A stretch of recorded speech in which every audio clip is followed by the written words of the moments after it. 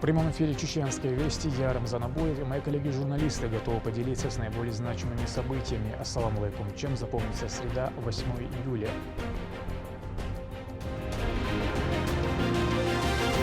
Политический сезон. Рамзан Ахматович, как ответственный кандидат, собрал все необходимые документы. Рамзан Кадыров подал в избирком пакет документов для выдвижения своей кандидатуры на должность главы Чеченской Республики. Прекрасная сунна. Рамзан Ахматович, Фонд Кадырова провел очередную благотворительную акцию.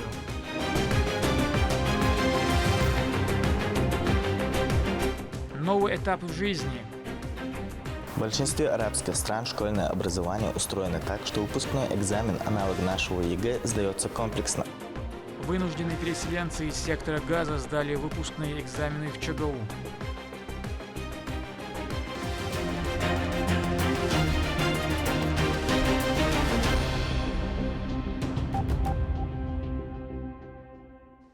Рамзан Кадыров официально подал пакет документов для выдвижения на должность главы Чеченской Республики. Он стал первым кандидатом на этот пост. Его кандидатуру единогласно выдвинуло региональное отделение партии «Единая Россия». Председатель избирательной комиссии вручил политику письменное подтверждение о получении всех необходимых бумаг и разрешения на открытие специального избирательного счета. Репортаж Медины Мударовой. Избирательная комиссия Чеченской Республики сегодня работает в особом режиме. В повестке дня регистрация кандидата на пост главы региона. Представители ведомства тщательно проверяют предоставленные документы на соответствие всем правовым нормам. Процедура проходит открыто и прозрачно. Уважаемый Рамзан Ахматович, в соответствии с частью 14 статьи 25 Закона Чеченской Республики о выборах главы Чеченской Республики, вы предоставили весь перечень документов, необходимых для выдвижения кандидата на должность главы Чеченской Республики. В связи с чем я вас поздравляю.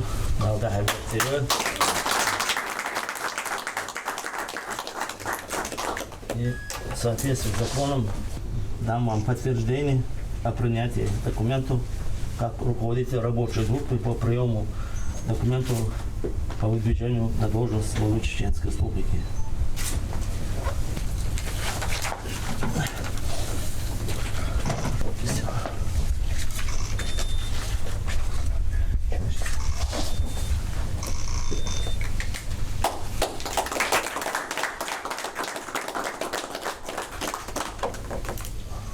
Уважаемый Рамзан Ахматович, весь перечень необходимых документов для выдвижения на должность главы Чеченской Республики вы предоставили. Я, как руководитель рабочей группы, даю вам подтверждение о принятии всех этих документов, а также даю вам разрешение на открытие специального избирательного счета.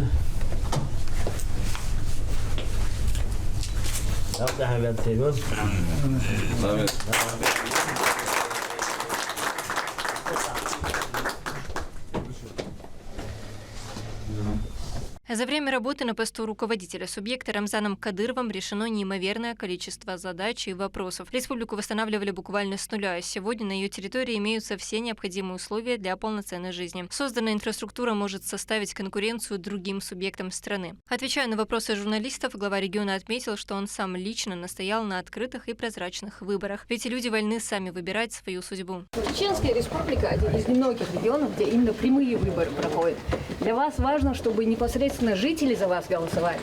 Конечно, да. Я здесь служу для народа, да. Поэтому, если народ не определяет судьбу свою, как и с кем они жить, да, кто должен за них служить, я не считаю правильным там. Поэтому я сам изъявил желание, попросил, чтобы у нас были выборы прямые. И если народ проголосует, то я буду служить дальше, как служил прежде, да. И поэтому важно для всех, да, чтобы народ голосовал за своего главу республики, непосредственно того человека, который будет служить ради народа. Если будет доверие, то я с удовольствием постараюсь оправдать доверие. Большего не могу обещать для народа, что я буду золотые горы строить. Я буду делать то, что я делал. Стараюсь больше делать, привлечь новые идеи. Все, что новое есть, хорошее, будем привлекать. Поэтому прямые выборы – это есть правильный выбор для региона, для республики, для самого главы республики. Среди самых значимых достижений в своей работе Рамзан Кадыров выделил обеспечение безопасности и успешную борьбу с безработицей. Именно эти два направления, по его словам, стали основой стабильного развития и благополучия республики. Рамзан Ахматович, что вы считаете самым важным достижением на посту главы? Я считаю, что самое главное, что это безопасность и безработица, чтобы люди утром ходили на работу, вечером возвращались домой. А свободное время, чтобы им было место посещать парки, скверы, театры. Для религиозной части мы строим мечети, медресе, школа хафизов. Для культурных направлений мы развиваем и культуру развиваем, и новые районы строим. Делаем все для того, чтобы наш народ жил хорошо и был успешным во всем. Что касается рассмотрения кандидатур, то при их внесении участники должны предоставить целый комплекс документов. Об этом рассказал председатель избирательной комиссии Чеченской Республики Умар Байханов. Рамзан Ахматович, как ответственный кандидат, собрал все необходимые документы, и весь перечень документов присутствует, и сведения о доходах, о расходах, а также об имуществе.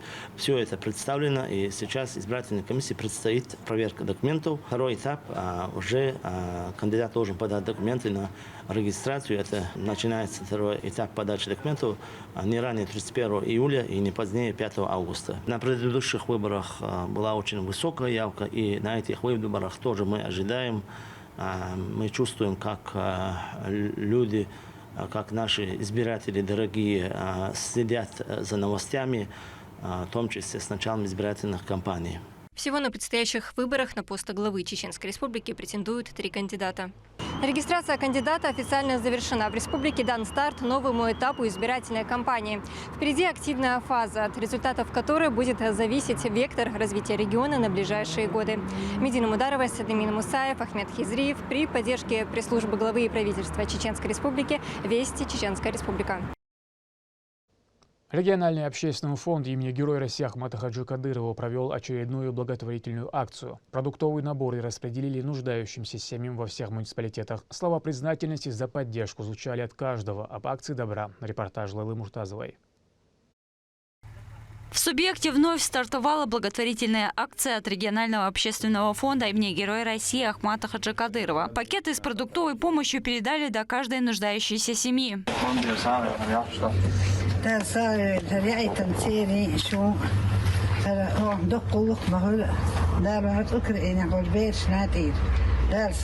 Рамзан Ахматович, да кобу саат уэлхар везендейл. Тагын лишина ахар саат тунгохтер дахшту цай хайдахшту цайамх дахдац. Тхатидам бо талирам бо зоэсил хрудэлше. Хайнам тир, айманин тир, хайдин тир. Сотрудники администрации доставили 46 тысяч кур и 1038 тысяч буханок хлеба прямо к домам. Акция прошла во всех районах республики и была рассчитана малоимущим, нуждающимся и семьям участников специальной военной операции. Рамзани, Аймани, Массери, Цер, Дал Обалин Сагюэль Везендела, Вой, Тантах Больч Бейрштир, Массантир. Для многих эта поддержка по-настоящему значима. Люди искренне благодарят руководителя фонда Аймани Исиевну за заботу, внимание и постоянную помощь, которая приходит в трудные моменты.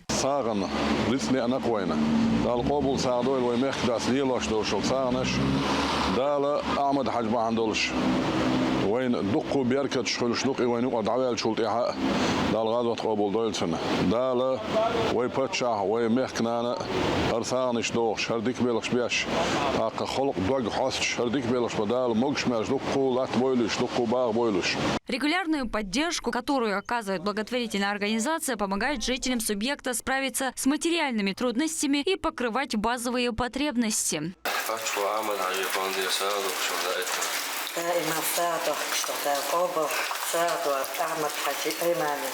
Региональный общественный фонд имени Героя России Ахмата Хаджи Кадырова на постоянной основе реализует свою благородную миссию, чтобы народ жил, чувствуя опору. Лейла Муртазова, Магомед Тутаков, Вести, Чеченская Республика.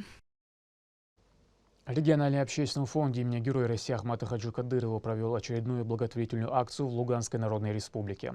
Около 50 продуктовых наборов получили малоимущие и многодетные семьи. В состав гуманитарной помощи вошли чай, рис, консервы, джемы, соки и средства гигиены. Также детям передали игрушки и сладкие подарки. Содействие в проведении акции оказали представители местного отделения партии «Единая Россия». То, что вы пришли помочь нашим детям, нашим инвалидам, нашим престарелым людям, которым уже 87 лет, 78 лет, 91 год. Благодарим вас за то, что вы помогаете. Вера в дружбу, вера в поддержку. Большое вам спасибо. Вынужденные переселенцы из сектора Газа сдали выпускные экзамены в ЧГУ. Историю в качестве экзаменационного предмета выбрали 40 выпускников. Успешное прохождение аттестации откроет для них возможность продолжить обучение в российских вузах. О том, как ребята справились с заданиями, в репортаже Ахмеда Рамазанова. Для этих ребят привычный школьный звонок уже давно ассоциируется не с началом урока, а с надеждой на мирную жизнь. В Чеченской Республике проводятся выпускные экзамены для детей, эвакуированных из сектора Газа. Еще недавно они находились в зоне масштабного гуманитарного кризиса. А сегодня в тишине экзаменационного класса пишут тесты, которые определят их дальнейшую судьбу. У нас, как на родине, много направлений, но на данный момент, который сдает сегодняшний день, это гуманитарные направления и направление естественных наук. У нас школьников около 40 студентов из разных республик, в том числе Чеченской Республики, Ингушетия, Нальчик, Санкт-Петербурге, из Москвы, из Крыма и другие города. От имени нашего президента Махмуда Аббас передадим большую благодарность главе республики Рамзану Ахмедовичу Кадырову за гуманитарную, благородную гуманитарную поддержку нашей семьи, которые находились на территории Чеченской Республики, и всякую поддержку, которую обеспечили им жилье, работы, обучение. И сегодня их органы, это Чеченской Республики, представляет нам всякие помощи, способствовал на проведение этих экзаменов. И все можно, они представляли нам. Огромное спасибо и всем органам, министерствам, которые представляли нам помощь. Интеграция детей в совершенно иную образовательную систему – вызов колоссальный. Чтобы этот экзамен вообще состоялся, была проделана огромная межведомственная работа. Главным координатором процесса выступило Министерство национальной политики, внешним связям, печати и информации совместно с Чеченским государственным университетом. Вот у нас экзамен проводится одновременно во всех странах мира для палестинцев, которые живут в диаспоре в разных странах мира. Начинается в 9 часов до 12 часов. Экзамен в Палестине, в секторе Газа, во всех странах мира одинаково. Вопросов одинаково. Сейчас после экзамена отправим все ответы в Палестине, в город Рамалла. Там идет проверка, и через месяц будет результат.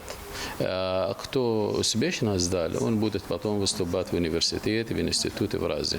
Кто не успешно, они будут при сдаче через месяц в город Москве, в посольство Палестины в Российской Федерации. Правила строгие, как и на любом государственном экзамене, но обстановка максимально доброжелательная. Большинство ребят планируют поступать в российские вузы. В большинстве арабских стран школьное образование устроено так, что выпускной экзамен, аналог нашего ЕГЭ, сдается комплексно. Система не позволяет оставить только профильные предметы. Чтобы иностранный вуз или министерство зачел такой аттестат как эквивалент полного среднего образования, студент обязан показать оценки по фиксированному пулу из 10 базовых предметов. Среди приоритетов – медицина, строительство и гуманитарные направления. Ребята признаются, что хотят получить востребованные профессии, чтобы быть полезными обществу. Я сдавал сегодня предмет история. Предмет не очень сложный, но был очень хороший предмет, который можно шарить. Я собираюсь выбрать гуманитарный, потому что я вижу, для меня пойдет или подходит. Этот университет мне нравится, и красивый университет, и хороший там. И буду стараться, чтобы сдать в этот университет. Бланки уже сданы на проверку. Впереди подсчет баллов и долгожданные аттестаты. Но свой главный экзамен на стойкость, мужество и волю к жизни эти молодые люди уже сдали на отлично. Ахмед Рамазанов, Адлан Хусаинов, Магомед Тутаков, Вести, Чеченская Республика. В Грозном подвели итоги конкурса на знание чеченского языка. В торжественной церемонии мэр Хасмагомед Кадыров наградил победителей и призеров в 3 возрастных категориях. Первые места в своих группах заняли Хавар Санукаева из 3-й гимназии, Марха Алимханова, обучающаяся 47-й школы, и Эльза Мальцагова, ученица 4-й гимназии. Отличившиеся ребята получили почетные грамоты и денежные премии. За первое место 300 тысяч, за второе 200, а за третье 100 тысяч рублей. Проект направлен на развитие родного языка, национальной культуры и духовно-нравственных ценностей. كان ويتعن كيتر دال شيء دول شو خز ديدو تاك ميخل ديدو ويدو حلير بچا آمداج دال غزوت قبل دول تنتو الدشنش موت باتاق ام دات بوغا إز بخل شادقي إز بوخ بولش دشنش تو جوين تاق وي ول شول بچا رمزان اج دال دقوا خويل تو شيزر ورول شرا اوخن بيت طيب اول ده نوخشي مت دال بيلغل داقندر سوه ناديون دا اور شره تات اوسمش بيشا حدوشتوي تاق شيزر قولش شراحه نوخشي متن شوال دقيقير سوشر قستن دقبول بير مسره.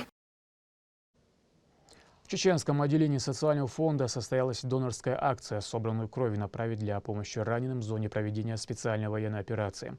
К благотворительной инициативе присоединились более 80 сотрудников ведомства. О том, сколько жизненно важного биоматериала удалось собрать, узнавала Лимда Джамалдинова. Обычно здесь решают пенсионные и социальные вопросы, но сегодня атмосфера совсем другая. Рабочие места уступили место медицинским кушеткам. Дело в том, что сотрудники Социального фонда России по Чеченской Республике решили массово поддержать наших бойцов, которые сейчас восстанавливаются после ранений в зоне специальной военной операции. Забор крови организован прямо в здании регионального отделения СФР. Более 80 специалистов организации добровольно изъявили желание стать донором. Мы сегодня ожидали около 80 человек, но уже гораздо больше. С утра у нас эта акция проводится. Много людей участвуют, понимают, что это очень важно. Это вклад в спасение человеческой жизни. Процедура отлажена до мелочей. Прежде чем сдать кровь, каждый проходит обязательный экспресс-осмотр. Врачи выездной бригады проверяют давление, уровень гемоглобина и сверяют списки противопоказаний. Среди добровольцев Элина Башаева, главный специалист-эксперт управления выплат. Она ежегодно в числе активистов, которые принимают участие в таких акциях. В этот раз женщина тоже не смогла остаться в стороне. Я как узнала, что такая акция есть, я не смогла оставаться в стороне, решила принять участие, тем более я ранее сдавала, у меня уже опыт есть, и мне захотелось просто внести свою лепту в это благое дело. Мобильный пункт продолжит работу до последнего добровольца. Вся собранная кровь, ее компоненты оперативно отправятся в госпитали и медицинские учреждения, где врачи ежедневно борются за жизни и здоровье участников специальной военной операции. Лимда Джамалдинова, Шамсуди Джабраилов, Магомед Тутаков, Вести, Чеченская Республика. На этом пока все. Много интересного контента смотрите на аккаунтах Вайнаха в социальных платформах. Я Рамзан Абуев, и пусть в вашей жизни будут только позитивные вести.